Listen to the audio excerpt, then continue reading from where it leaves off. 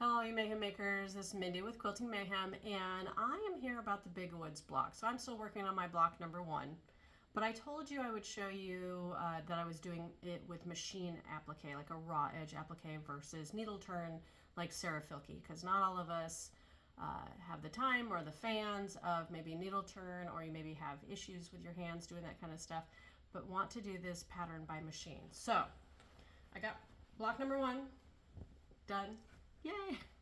I feel like this is just a big success all on my own, aside from the stitching. So I was going to talk about that a little bit so you'd have an idea what I was doing. So I have fused my fabric just raw edge. So I just traced out on Steam Seam, which is a double-sided sticky back material, that then stuck it to my block. All right, so I have not stitched it down.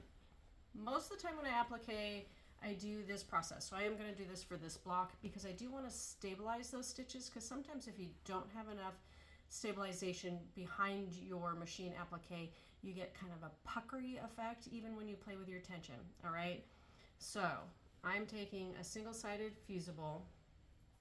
This is Shape Flex.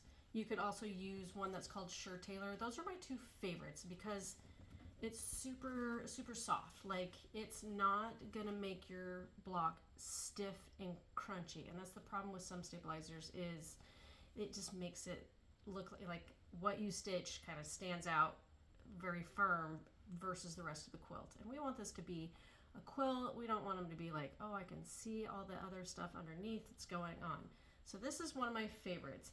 And I'm sure there's others out there that you guys love. Anything that you like that is just a nice lightweight stabilizer, make that your go-to. And what is going to happen is I'm just taking this and I'm going to fuse it to the back side behind the applique. So it's going to stabilize. And I just did one big rectangle versus kind of cutting pieces out.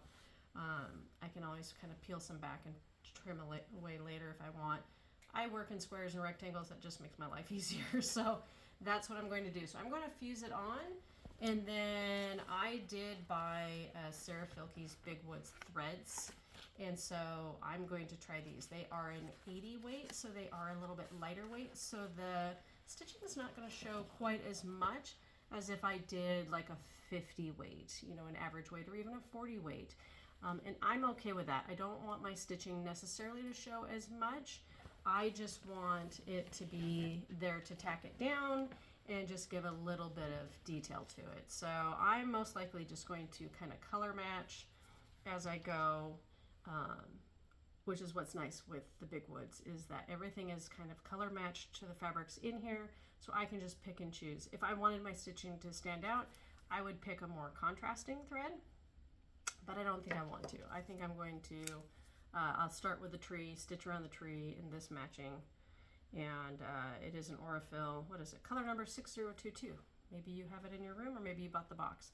So that's what I'm going to do, but I'll show you in a different video how I actually do the applique portion. All right, so hope you have a great day. Keep on stitching.